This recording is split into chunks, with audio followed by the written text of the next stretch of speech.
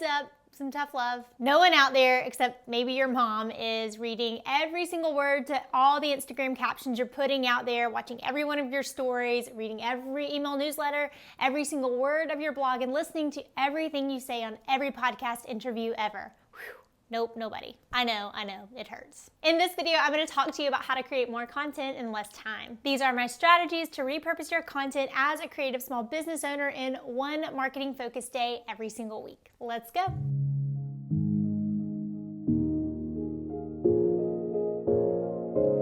In last week's video, I talked to you all about your overarching marketing plan and strategy. In this video, I'm going to go a layer deeper then and talk to you about how you can create that content and then stretch and repurpose it to actually fill up that big calendar and campaign you have set. If we haven't met yet, my name is Ashlyn Carter. I am a conversion copywriter and launch strategist for creatives like you. And if you're not in the family yet and want to be in the loop when I drop the next training like this, which will be next Tuesday, look down below, hit the subscribe button and the bell next to it. And let's dig into how instead of being a black hole of stuff, your content strategy can actually be a well-oiled machine. Sound good? Like I said, I do this in one day every single week. My old faithfuls out there, comment below if that's you. You've heard me talk about my batch days over and over again, right? So today I'm going to dig into day one of that whole week, what I call my Marketing Mondays. Hit that like button if this is something you need right now because you feel the overload of all the content being all the places all the time. Ugh, we're going to end that. Strategy number one is to commit to hero content. Since I'm a launch copywriter, I get asked all the time about how to create a really good pre-launch strategy. So the first step of creating or even repurposing content is then going to back up and actually be seeing where I'm going. What is coming down the pipeline and how can we start teasing that with hero content? So when it comes to my top priority when I'm creating content, it's this: hero content, pillar content, whatever you want to call it. Because once this is made, I can then stretch it out and use it on other channels. Someone recently asked me, how would I tackle content if I was just starting out? No followers, no subscribers, no blog. Would I start with a blog or YouTube, a podcast, an email list? This is where I would start. I would take one topic every single week leading up to a campaign that I had coming, and I would tackle it in, at minimum, a blog post. If then you want to add in an audio or a video or a live component, go for it. But here's why I still believe in blogging. No, it is not dead. That content has to be an owned asset that you have control over. I don't want it living on Instagram or Facebook or wherever. They need to drive people back to your website, right? So at least, at minimum, have it on your website. I've talked about some SEO practices in past videos. I'll make sure to link those below. But this is important, not just for your SEO, but so many other things. It needs to live in your kingdom. Again, if you watched last week's video, you know that I have what I call a quarterly champagne campaign system ruling the roost over here.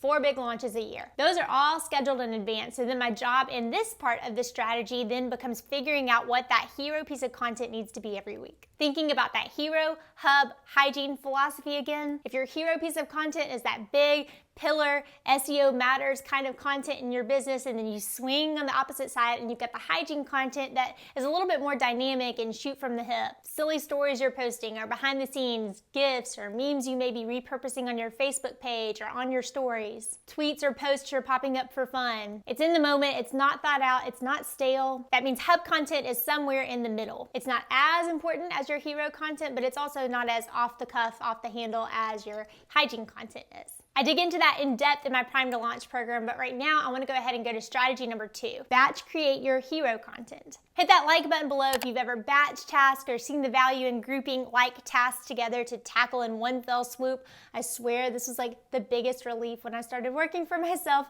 and had my own business, is I didn't have to respond to just the whims of anybody else in the office, but I could group things together. So much more efficient. Whatever that hero piece of content is, commit to going ahead, putting time on the calendar and knocking out at least most of the outline or the brainstorming behind it. For me, this looks like setting aside a big time block where I'm gonna dive deep, brainstorm, and really flesh out the research and at least the outline to all of the big hero pieces of content I have coming down at least the next month. I'm doing this for 4 to 6 weeks out at a time. This may help you, but as a rule of thumb, since I started my business in 2016, I can pretty much always count on it. It's gonna take me 1 hour to brainstorm, outline, and put on paper the hero piece of content.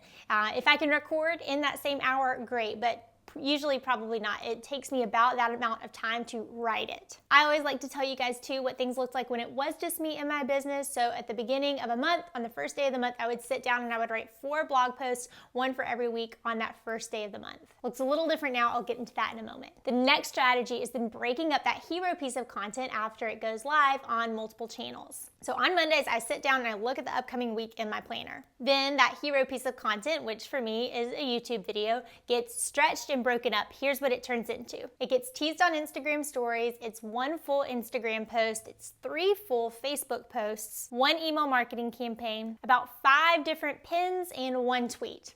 All from that one video. See how I'm taking that piece of content and turning it into other things? Very few people are going to see all of those. Plus, people have different learning styles, different ways that they like to absorb information, so it plays to that as well. Someone asked in our annual survey how I get it all done or what remains a priority. This. Can you see now how important figuring out, really taking the time to outline and brainstorm that hero piece of content is? Because from there, it is turning out multiple other pieces of content like dominoes. And since this piece is driven towards sales goals, I know that I can ghost in other areas, but I have to get this piece out, right? By the way, I do have a video where I talk to you all about my newsletter template. You could just watch that and apply that to whatever pillar piece of content you have coming out and use that to be your email marketing campaign for that week. I'll link it down below.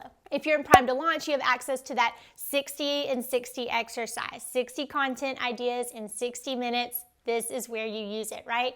And I say 60 because 52 weeks in a year, I want to give you a little wiggle room to at least figure out what those next things might be. It's January when I'm recording this. I have our hero content figured out through November, and it feels really good. The next part is then fleshing out that content calendar with your hygiene and your hub content. Which brings me to number 4, repurpose your other content too. There are so many other ways that you can repurpose and use things that you've already put out there, and I want to tell you some ways that you may not have thought of right here. The first, if you have been creating content for a year or 2 years, then one idea is to make sure that you're going through and updating and reposting past content, especially if it is evergreen. You can absolutely repurpose old Instagram captions or email newsletters that you've sent out. I have definitely done this a whole lot. Bet you guys didn't even notice. Maybe someone out there noticed, but I'm guessing the majority of people didn't even notice I was doing this, but I will definitely lift captions that I've used in the past that I liked if I read it again and I think, was pretty good. Then I'm going to repurpose that and rework it and just use it again with a different image. If you do any sort of podcast interview, then take pull quotes from that and make sure that you're sharing them on your channels. You can also go back in your archives and build an audio or a video component to anything you've already done. So when I first started my channel, you may not have noticed, but a lot of those initial videos, I was just creating